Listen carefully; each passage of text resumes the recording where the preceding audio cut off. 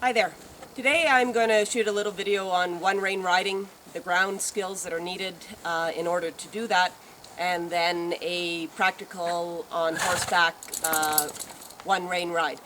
We're working today with JD, who is a 10-year-old paint that I've just recently started to train up, and while she's done this a few times, it's not going to be probably perfect, and I think that's important so that when my friends are watching, you know, if you run into similar situations with your horse when you're trying this, you will at least have been prepared for some of the problems that happen and how to get past those problems.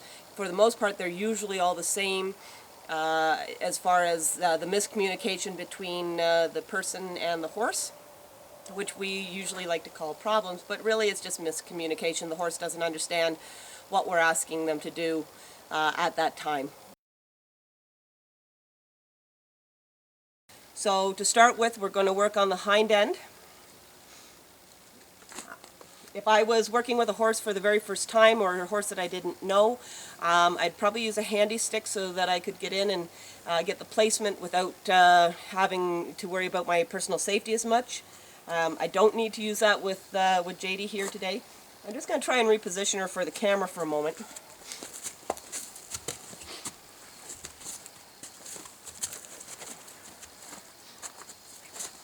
Oh, okay. So, I'm giving her some confidence, friendly building game here as I'm just scratching down on her side. Where we're going to go for is we're going to want to put this hand in the seam of the horse, as I like to call it, the seam of the hair, which is at the end of the ribs and the beginning of her flank here. So right in here, this nice little soft spot that I've roughed up all the hair. Now that's where we're going to actually ask for pressure from. At that point, when we're doing this, we need to make sure that we have control of the front of the horse and her head. Sometimes when you apply pressure on a new horse that doesn't understand this, they could misinterpret and run forward and throw out a kick. So we want to have some control of this front part. So here, I'm just going to gather up the rein a little bit, move into the position on the side of the horse, get that front head to come around. That's great. And now I'm going to apply a little bit of pressure into the back end. If it's the first time that you're doing this, 1 or 2 steps is just great. If as the horse becomes more aware of what you're wanting, you can continue to move them around and move them around and move them around. Remember, pressure motivates, release teaches. So now that we know that that side works pretty good, we're going to turn the horse and try this from the other side. So here I'll get her to move to the other side.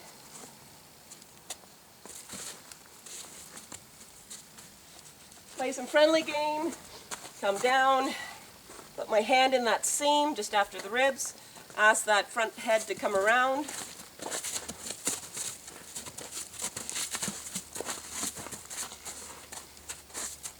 And we get a nice turn.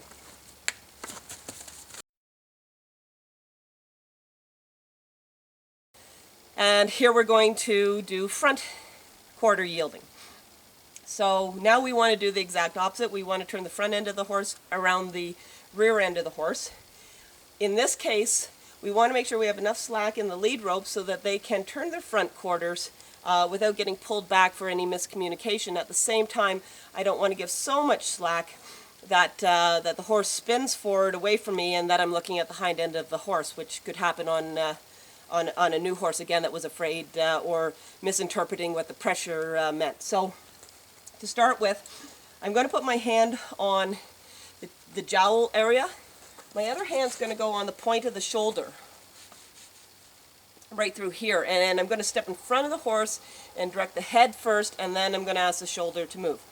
If you're doing this for the first time or with a new horse, 1 or 2 steps is fantastic, and then give them the release from pressure. And the more that they get used to this, the more that you can ask for them to step more and more. So here we go with asking Jay to move her head. I'm stepping in front of the horse and apply 1 point of pressure, 2 points of pressure,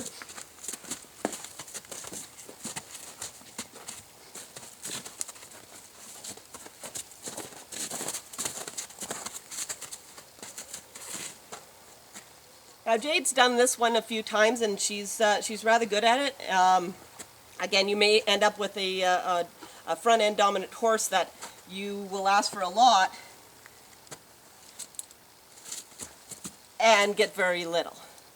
So just be prepared for where your problems are. As the horse becomes more used to this, especially if you're making full turns, sometimes what I like to do is just hook one little finger in under the halter so that I'm right with them and I can stay and I can control the front of the horse, because I actually have to walk further and faster than she does in her circle. So here we go to the other side.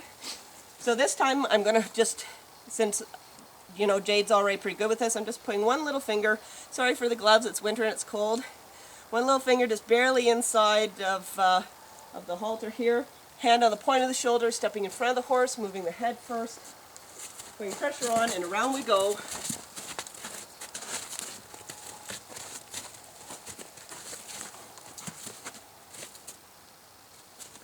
And that's our front end yield.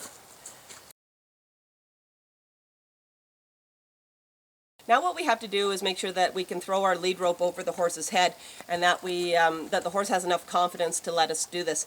If you're doing this for the first time, you may encounter more problems than you anticipate. So I suggest you start with the just the end of the rope, and you're just trying to toss the rope over the horse's head and back around. And over the horse's head and back around, and you want them to stay on a loose rein in their neutral position, so where they're just standing still, being respectful, and we toss this over, and as you can see it's not bothering her. So we would move to the next step where I actually take the end of the rope and hold it in my hand that's closest to the horse, standing in the same direction as my horse, and toss the middle of the rope over. Middle of the rope over, middle of the rope over. And if you miss and it catches on an ear and you have to drag it off, that's okay. If you, oh, I missed throwing it up, oh, I caught the horse's nose, oh, I caught an ear again, that's all right, because you're going to run into all these unusual things when you're on horseback trying to do this. So you just want to build up enough confidence that the horse has no problem whatsoever with ropes being thrown in front of them or over the side. And of course, try this on both sides. Now I'm going to reverse this, put this in the hand that is beside her, and toss center over the rope, center the rope over her head, center the rope, oh, flip, oh, I missed, oh, look at that, oh, here it goes again, oh, there it is, oh, I missed, oh, it caught you on the face, oh, it flopped up in front of you, oh, it caught on your ear. Okay, so that's our next skill.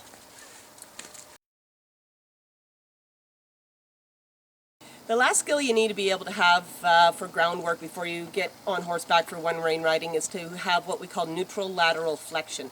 And that's where the horse turns its head sideways and touches its shoulder withers area from side to side. It's what makes horses soft and responsive, and the better a horse can turn its head side to side, the better it will stop, and the better it actually will make vertical flexion and collect up. To start with, these are all going to be the fundamental skills that you need so that we give the right cues and the horse understands what those cues mean when we get on horseback and we go to do our one rein riding. So I'm going to turn Jade a little bit for the camera again.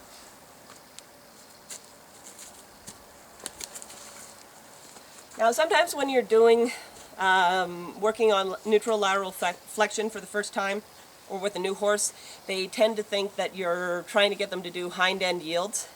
And so that's usually the common situation that occurs as far as when you run into what we would call again an issue, or more correctly a miscommunication. I'm just going to play the friendly game and come down and scratch a little bit. And I'm going to put my hand here on the other side of the horse, and I'm going to try and give her a little bit of pressure so she understands that I don't want her to move this hind end. That doesn't always work, but that's about the best way to come into this. And then I'm just going to start to ask for that head to come around slightly up here towards her withers. That's great. And as soon as she does that, I want to let go and give her that release of pressure, because she stood still and she turned her head, and that's all that I wanted her to do at this time. So here again, I'm going to play the friendly game on the other side of her body. so she understands I don't want her to move away from that. Put my hand here and give her a little pressure on the back, top of her rump area. And I'm going to ask that head to slowly come over here to me, somewhere near the back of her withers here. You could give me your head. Come here with the head. There we go. So as soon as that head turns, I give her the release of pressure, realizing I'm only talking to the camera for you guys, not necessarily for the horse. Horse is a silent language. So now we say, okay, that's not too bad. So now we're going to work on the other side for neutral lateral flexion, and I'm just going to see if I can turn her a little bit more again. Here.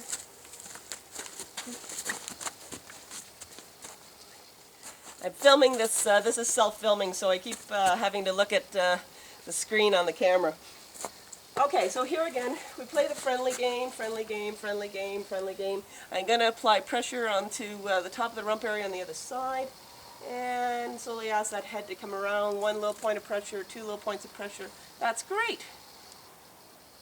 Okay, and then when she does, she gets that release so that she knows she can put her head back if she wants.